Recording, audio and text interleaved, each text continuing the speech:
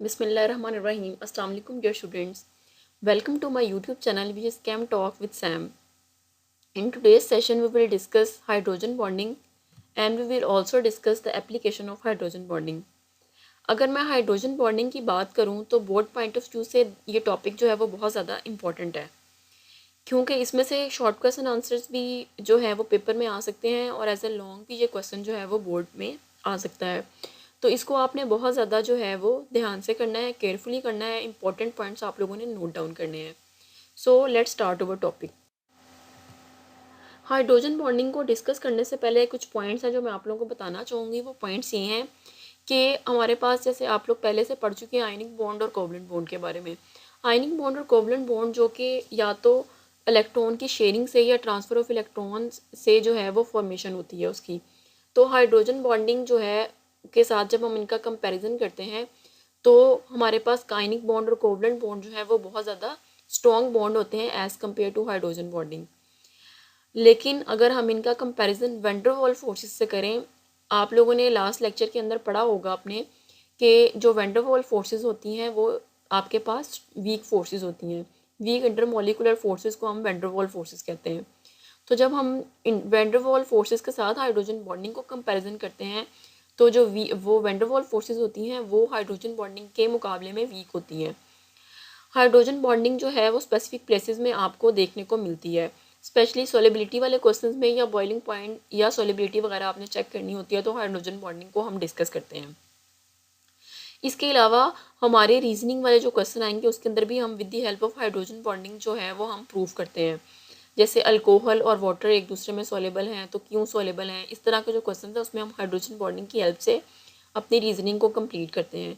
अगर हम hydrogen bonding van der Waals forces और आयनिक और कोवलेंट बॉन्ड का कंपैरिजन करते हैं तो जो आयनिक और कोवलेंट बॉन्ड होते हैं वो 200 किलो जॉल पर मोल उनकी एनर्जी होती है, बॉन्ड एनर्जी। हाइड्रोजन बॉन्ड की 85 किलो जॉल पर मोल के इक्वलेंट होती है या उसके बराबर होती है और van der Waals forces 85 kilo जॉल पर मोल से लेस होती हैं।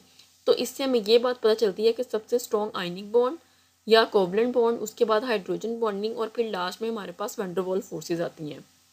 अब हम देखेंगे, ये सारी बातें आपको बताने का मतलब था कि आपके माइंड में एक स्केच बन जाए कि hydrogen bonding van der Waals forces और आयनिक और कोवलेंट बॉन्ड्स से हम कंपैरिजन कर सकते हैं। अब हाइड्रोजन बॉन्डिंग होती क्या है? तो हाइड्रोजन बॉन्डिंग हमारे पास इलेक्ट्रोस्टैटिक फोर्स ऑफ अट्रैक्शन होती है between an electronegative atom and partially positive hydrogen which is already covalent bonded with other electronegative atom are called as hydrogen bond. For example, we have a molecule which is covalently bonded with the other electronegative atom. Then we can say that the forces of attraction which is present between electronegative atom and positive hydrogen atom is called the hydrogen bonding. Simple words में अगर हम बात करें तो दो चीज़ें हैं जो आपको ज़रूरत होती है, एक आपके पास हाइड्रोजन की और दूसरी इलेक्ट्रोनेगेटिव एटम की। इनके दरमियान जब अट्रैक्शन क्रिएट हो जाती है उसको हम कहते हैं हाइड्रोजन बॉन्डिंग। अब हाइड्रोजन बॉन्डिंग को किस तरह से, ये हमारे पास हाइड्रोजन बॉन्डिंग की जो है वो एग्जांपल है जिसमें हाइड्रोजन वाटर का मॉलिक्यूल है जिसमें ऑक्सीजन और दो हाइड्रोजन है और दूसरा भी वाटर का मॉलिक्यूल है। Oxygen is more electronegative as compare to hydrogen, so oxygen has the tendency to attract the share pair of electron toward itself more, so that is why oxygen gets partial negative charge and hydrogen gets the partial positive charge, and same with the case of second molecules of water. So according to the definition of hydrogen bonding, the forces of attraction which is present between the hydrogen and the most electronegative element oxygen is called the hydrogen bonding. So in this case same thing happened, water जो है उसने covalent bond बनाया हुआ है hydrogen और oxygen के साथ, in same with the case of the second molecules, but the one atom of hydrogen is attracted towards the oxygen atom of the other molecule which is more electronegative element. So this type of attraction is called the hydrogen bonding. दूसरी बात जो इसमें मैंने आपको बताना चाहती हूँ वो ये है कि इलेक्ट्रोनेगेटिव एलिमेंट्स के अंदर हाइड्रोजन बॉन्डिंग में जो इलेक्ट्रोनेगेटिव एलिमेंट है वो ऑक्सीजन हो सकता है, इसके अलावा फ्लोरीन हो सकता है। फ्लोरीन ज़्यादातर जो है वो आपको फेस करना पड़ेगा, वो आप लोग देखेंगे इसके अलावा नाइट्रोजन आ सकता है, और रेयर केसेस में या स्पेशल केसेस में ऑर्गेनिक केमिस्ट्री के अंदर आप कार्बन और क्लोरीन को भी जो है वो स्टडी करते हैं।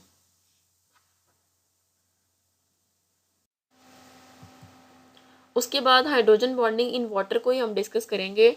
तो hydrogen bonding is something more than a simple dipole dipole attraction due to two reason.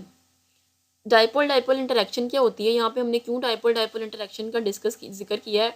तो डाइपोल डाइपोल अट्रैक्शन हम कहते हैं, मैं आपको रिकॉल करा दूँ, डाइपोल डाइपोल अट्रैक्शन वो वाली अट्रैक्शन होती है जिसमें हमारे पास जो अट्रैक्शन होती है वो दो पोलर मॉलिक्यूल्स के दरमियान होती है। Dipole means two pole, positive and negative. So the forces of attraction which is present between two polar molecule is called the dipole dipole attraction. Dipole dipole attraction जो हमारे पास होती है उसमें हमारे पास the positive end of one polar molecule will attract the negative end of the other molecule. So this type of attraction is called the dipole dipole attraction. तो हम उसी को यहाँ पर कंसर्न कर रहे हैं कि hydrogen bonding is something more than a simple dipole dipole interaction. दो रीजन की वजह से हम उनको कह सकते हैं। First reason because oxygen atom has two lone pair, ऑक्सीजन के पास दो लोन पेयर होते हैं। और सेकंड हमारे पास जो हाइड्रोजन एटम होता है और are almost devoid of electrons, उसके पास जो है वो इलेक्ट्रॉन की कमी होती है। सो उसके ऊपर जो है वो पार्शियल पॉजिटिव चार्ज आ जाता है। तो इसकी वजह से हमारे पास नेगेटिव और पॉजिटिव जो हैं वो चार्जेस आ जाते हैं। Due to their small size, the hydrogen atom of water creates strong electrical field and hence attract the nearby oxygen atom with a great extent. क्योंकि इसकी साइज़ छोटा होता है तो हाइड्रोजन एटम जो है वो वाटर के दरमियान जो है वो इलेक्ट्रिकल फील्ड को क्रिएट कर लेता है और अपने नियर बाय जो ऑक्सीजन एटम होता है उसको ग्रेट अट्रैक्शन के साथ जो है वो अपनी तरफ अट्रैक्ट कर सकता है। इसके अलावा अगर मैं आप लोगों को बताना चाहूँ तो मैं ये डिस्कस करूँगी कि यहाँ पर अगर हमारे पास ऑक्सीजन है उसके पास दो लोन पेयर होते हैं। It donates one of its pair to hydrogen atom and form a loose coordinate covalent bond. तो ये अपना इलेक्ट्रॉन जो है वो हाइड्रोजन को डोनेट कर देता है और इनके दरमियान जो है वो कोऑर्डिनेट कोवलेंट बॉन्ड जो है जो बन जाता है। जो न्यू बॉन्ड फॉर्मेशन होती है उसको हाइड्रोजन बॉन्ड कह सकते हैं। हाइड्रोजन बॉन्डिंग की हमारे पास एग्जाम्पल मैं आपको वाटर की एग्जाम्पल से दोबारा से रिपीट कर देती हूँ। ये देखें जो वाटर का मॉलिक्यूल है इसमें हमारे पास कोवलेंट बॉन्ड है between oxygen and hydrogen because इन्होंने अपने electron what is covalent bond, the bond which is form by the mutual sharing of electron. तो इन्होंने म्यूचुअल शेयरिंग की हुई है, इस वजह से ये कोवलेंट बॉन्ड हम इसको कहेंगे। यहाँ पर भी कोवलेंट बॉन्ड है, इस वाले में भी कोवलेंट बॉन्ड है, लेकिन ये एक मॉलिक्यूल के अंदर जो हाइड्रोजन के ऊपर पार्शियल पॉजिटिव चार्ज और दूसरे के अंदर जो ऑक्सीजन जो है वो इलेक्ट्रोनेगेटिव एलिमेंट है। तो इन्होंने आपस में जो है वो हाइड्रोजन बॉन्डिंग क्रिएट की हुई है डॉटेड लाइन से और ये भी डॉटेड लाइन से। So this is called hydrogen bonding. Hydrogen bonding की सेकेंड एग्जाम्पल हमारे पास हाइड्रोजन फ्लोराइड की है। हाइड्रोजन फ्लोराइड जो है वो जिगजैग मैनर में हमारे पास होती है। फ्लोरीन HF का मॉलिक्यूल जो है ये एक HF का मॉलिक्यूल, ये दूसरा HF का मॉलिक्यूल, ये तीसरा HF का मॉलिक्यूल और ये चौथा HF का मॉलिक्यूल। ये आप देख सकते हैं कि ये जिगजैग मैनर में है जो है वो प्रेजेंट है। HF ने जो है वो बॉन्ड बनाया हुआ है, HF ने बॉन्ड बनाया हुआ है, ये देखें बॉन्डिंग है। ये जो डॉटेड लाइन से हमने शो किया ये हमने हाइड्रोजन बॉन्ड जो है वो शो किया। आप इसकी डेफिनेशन को, हाइड्रोजन बॉन्ड की डेफिनेशन को अगर दोबारा रिकॉल करें, so the forces of attraction which is present between the most electronegative element fluorine and hydrogen atom, so this type of attraction is called hydrogen bonding. तो HF में भी हमारे पास जो है वो हाइड्रोजन बॉन्डिंग जो है होती है। अब यहाँ पर एक क्वेश्चन बहुत इंपॉर्टेंट है जो पेपर में अक्सर पूछ लिया जाता है कि why HF is a weaker acid than HCl, HBr and HI। तो HF जो है वो वीकर एसिड होता है as compare to HCl and HBr and HI, लेकिन अगर हम देखें तो HF के अंदर हमारे पास फ्लोरीन है, HCl में हमारे पास क्लोरीन है, HBr में Br है, HI में जो है वो आयोडीन है। ये इलेक्ट्रोनेगेटिव एलिमेंट है। इन सब का जब आप कंपैरिजन करते हो तो जो फ्लोरीन है वो इन सब के मुकाबले में ज़्यादा इलेक्ट्रोनेगेटिव होता है। तो फिर क्यों ये वीक एसिड है? HCl, HBr और HI जो है वो स्ट्रॉन्ग एसिड क्यों है? तो बेटा इसकी रीज़न ये है कि एसिड कौन होता है? एसिड बेसिकली वो स्पीशी होती है जिसके पास पावर होती है कि वो अपना H पॉजिटिव आयन जो है वो डोनेट कर दे, या सिंपल वर्ड में जो अपना प्रोटॉन इजीली डोनेट कर दे। लेकिन अगर हम HF की, HCl की, HBr की और HI की कंपैरिजन करते हैं तो fluorine is more electronegative element. तो मैं वापस आपको अगर उसके स्ट्रक्चर की तरफ लेके जाना चाहूँ तो आपको मैंने जैसे बताया था कि जो AHF का मॉलिक्यूल होता है वो इंटरैप हुआ होता है बिटवीन टू हाइड्रोजन एटम, क्योंकि वो जिगजैग मैनर में होता है। तो चूंकि फ्लोरीन जो है वो मोर इलेक्ट्रोनेगेटिव एलिमेंट है as compare to chlorine, bromine and iodine, तो वो इजीली हाइड्रोजन को अपना प्रोटॉन डोनेट करने की इजाज़त नहीं देती है, जिसकी वजह से फ्लोरीन जो है वो इंटरैप हाइड्रोजन को अपने अंदर इंटरैप करके रखती है।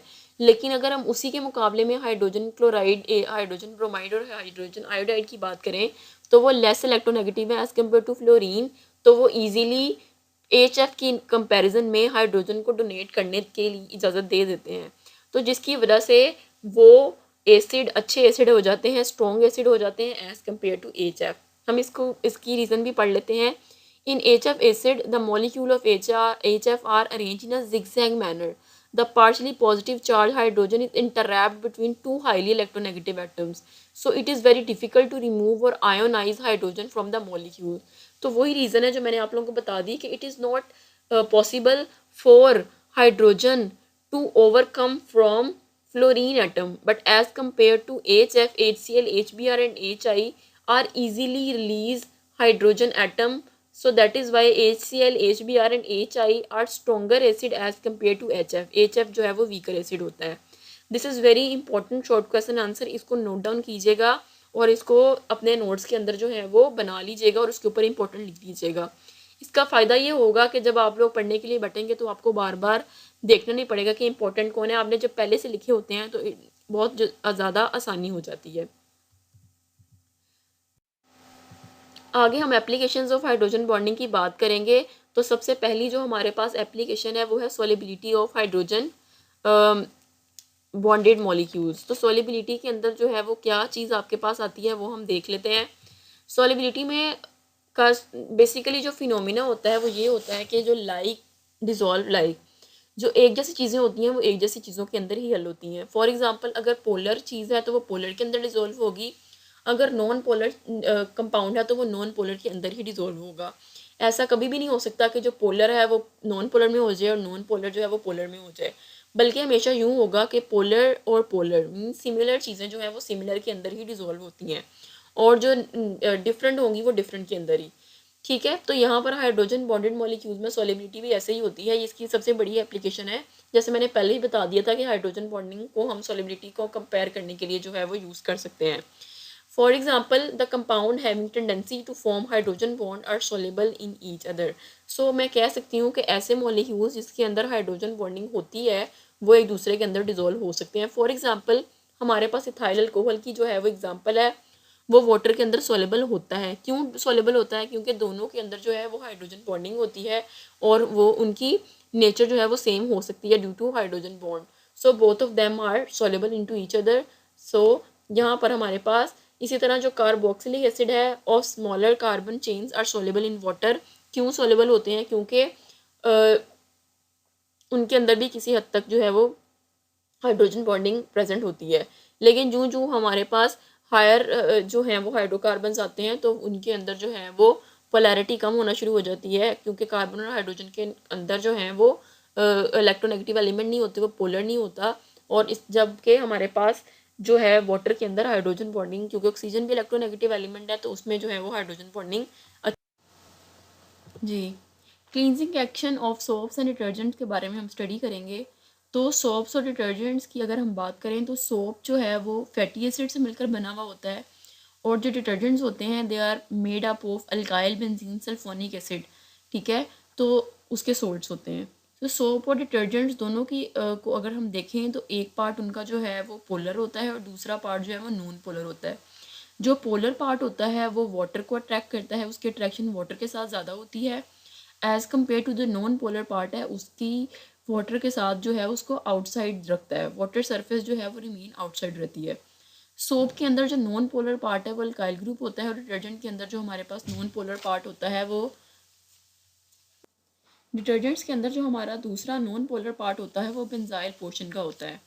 और अगर हम वाटर के सोल्यूशन की बात करते हैं तो वो कैसे जो है वाटर सोप और डिटर्जेंट की हेल्प से जो है वो क्लींजिंग एक्शन परफॉर्म करता है।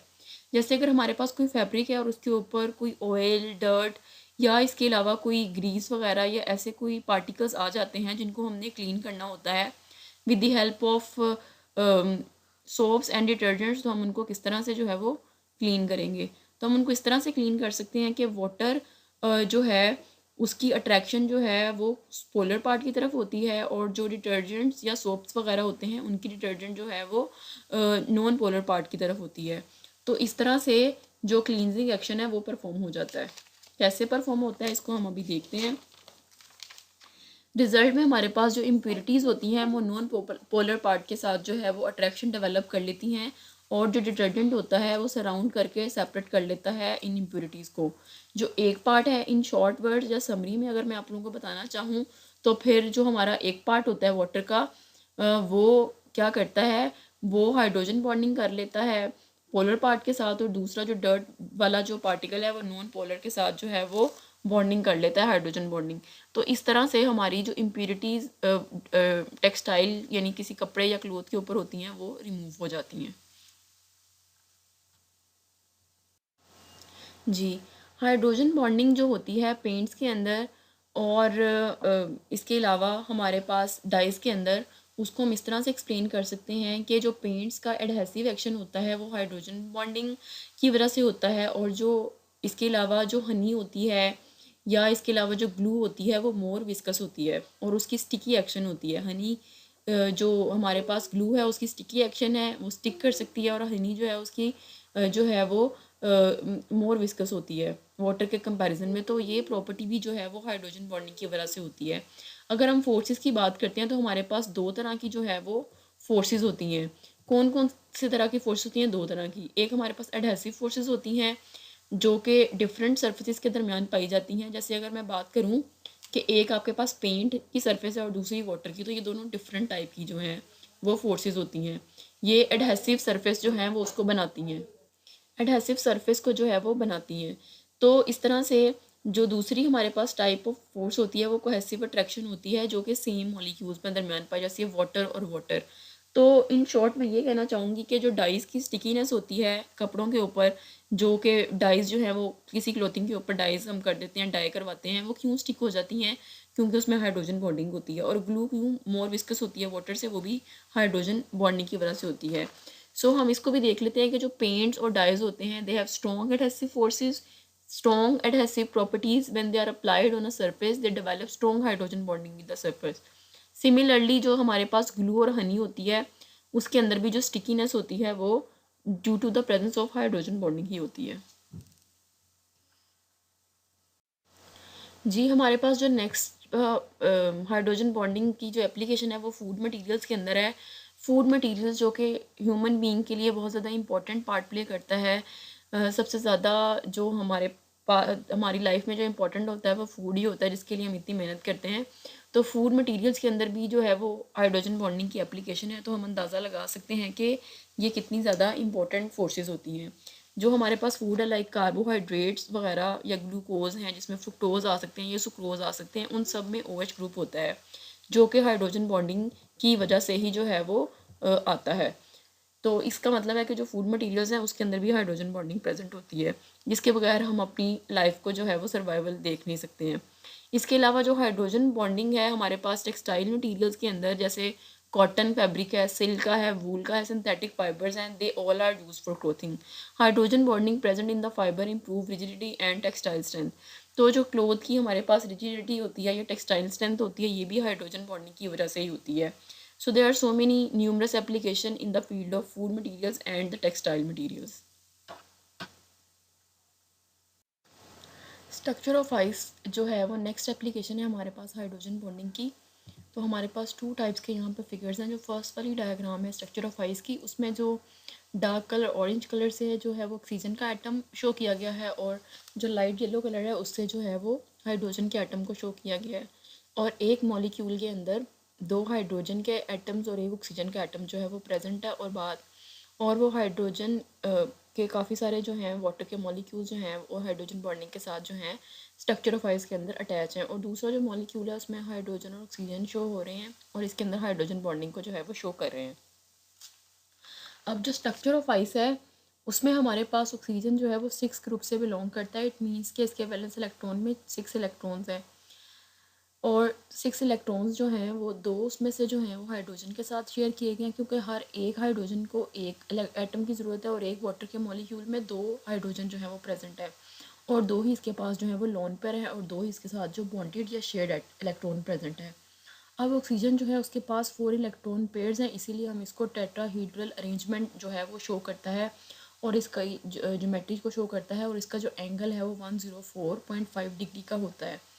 अब यहाँ पर हमारे पास जो है वो क्वेश्चन ये आता है कि जो लिक्विड वाटर जो है जब फ्रीज़ होता है तो फिर उसमें क्या चेंजेस आती हैं। ऑक्सीजन जो है वो अरेंज होता है 4 हाइड्रोजन एटम के साथ। हाइड्रोजन बॉन्डिंग के अंदर हाइड्रोजन बॉन्डिंग जो है वो फिक्स होती है इसके साथ, क्योंकि 2 लोन पेयर हाइड्रोजन एटम के साथ इंटरेक्शन जो है वो डेवलप की होती है और इसका जो एंगल होता है जब इनके दरम्यान में अट्रैक्शन डेवलप हो जाती है तो एंगल 104.5 डिग्री से 109.5 या 109 डिग्री जो है उसके अंदर जो है वो कन्वर्ट हो जाता है और जिसकी वजह से जो मॉलिक्यूल जो लोन पेयर होते हैं वो हाइड्रोजन एटम में इन्वॉल्व होते हैं और बॉन्ड एंगल जो है वो वाटर के बॉन्ड एंगल से जो है वो बढ़ जाता है और ज़्यादा हो जाता है। अब इसकी रीज़न ऐसी क्यों है कि जब सॉलिड में कन्वर्ट होता है तो क्यों इंक्रीज़ होता है और तो क्यों चेंज होता है, तो इसकी रीज़न ये है कि यहाँ पर हाइड्रोजन बॉन्डिंग आइस के स्ट्रक्चर के अंदर जो है वो फिक्स होती है, लेकिन अगर हम वाटर की बात करें एज ए लिक्विड स्टेट तो वहाँ पर आपकी बॉन्ड फॉर्मेशन और बॉन्ड की जो है ब्रेकेज वो होती रहती है। ऐसा क्यों होता है, उसकी रीज़न क्या है, तो ऐसा इसलिए होता है क्योंकि जो लिक्विड स्टेट के अंदर वाटर के जो मॉलिक्यूल्स होते हैं वो मूव करते रहते हैं और इसीलिए बॉन्ड की फॉर्मेशन और ब्रेकेज जो है वो होती रहती है। नेक्स्ट हमारे पास यहाँ पर क्वेश्चन ये भी आ सकता है कि वाटर जो है आइस जो है वो वाटर के ऊपर जो है वो फ्लोट क्यों करती है, तो इसको भी हम अभी देखते हैं। जी, वाटर के ऊपर जो है वो आइस क्यों फ्लोट करती है, इसका रीज़न ये है कि हमारे पास जो आइस की डेंसिटी होती है वो लेस डेंसिटी होती है as compare to the density of water.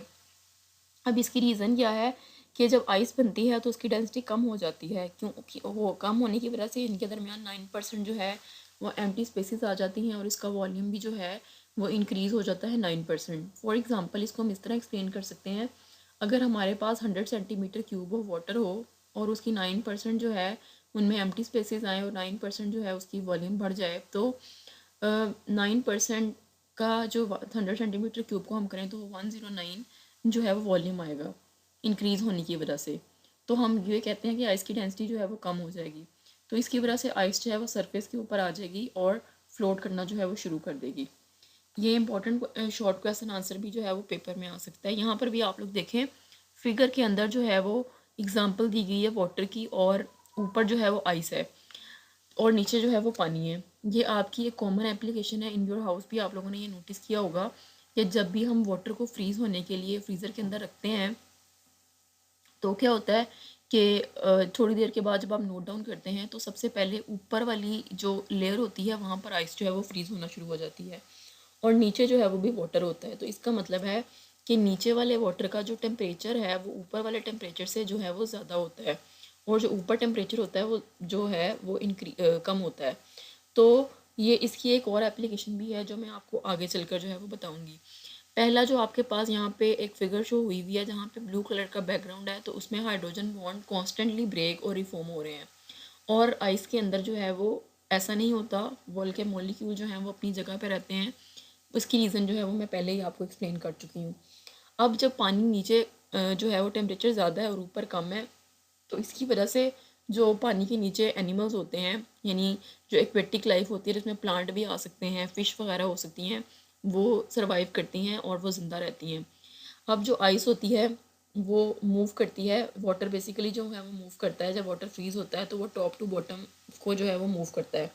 तो ऊपर वाली आइस भी जो है वो चेंज हो जाती है, मतलब ऊपर से नीचे जब वो आती है। तो एक और जो दूसरी बात इसके अंदर अहम है वो ये है कि ice as a insulator act करती है और इंसुलेटर वो होता है जिसमें से हीट लॉसेस बिल्कुल नहीं होते, क्योंकि पास नहीं कर सकती है हीट, तो जिसकी वजह से हीट लॉसेस जो हैं वो ज़ीरो होते हैं। इस वाली में हम इसी को डिस्कस करेंगे कि वाटर जो है वो freezing of water in lakes and ponds, क्योंकि जब टेम्परेचर बहुत कम हो जाता है विंटर्स के अंदर तो जो लेक्स और पॉन्ड्स होते हैं उसमें पानी जो है वो फ्रीज़ होना शुरू हो जाता है। तो वाटर के ऊपर जो है वो आइस फ्लोट क्यों करती है और उससे वजह से क्या हमारे पास जो है वो इश्यूज़ आते हैं। आइस चूँकि लेस डेंस होती है वाटर से तो इसीलिए वो वाटर के ऊपर फ्लोट करती है। जो हल्की चीज़ होती है वो ऊपर आ जाती है। तो आइस का जो स्ट्रक्चर होता है वो हेक्सागोनल होता है। ये पहली फिगर के अंदर आप लोगों को नज़र आ रहा है कि वाटर का जो 1 2 3 4 5 6 इसके अंदर 6 जो है साइडेड है और हेक्सागोनल स्ट्रक्चर को जो शो कर रहा है। अब ईच मॉलिक्यूल जो वाटर का होता है वो 4 अदर एटम्स के साथ जो है उसने बॉन्ड बनाया होता है। इसीलिए जो लिक्विड वाटर होता है वो ज़्यादा उसकी डेंसिटी होती है और वो नीचे होता है। जब वाटर फ्रीज़ करता है तो उसको और एम्प्टी स्पेसेस की ज़रूरत होती है और वो एक्सपैंड कर जाता है। तो एक ये अनयूजुअल प्रॉपर्टी है और इसके कुछ फ़ायदे हैं और कुछ नुकसान भी हैं। फ़ायदा इसका ये होता है कि जो एक्वेटिक लाइफ जो है वो ज़िंदा रहती है और उनकी लाइफ का सर्वाइवल जो है वो चलता रहता है।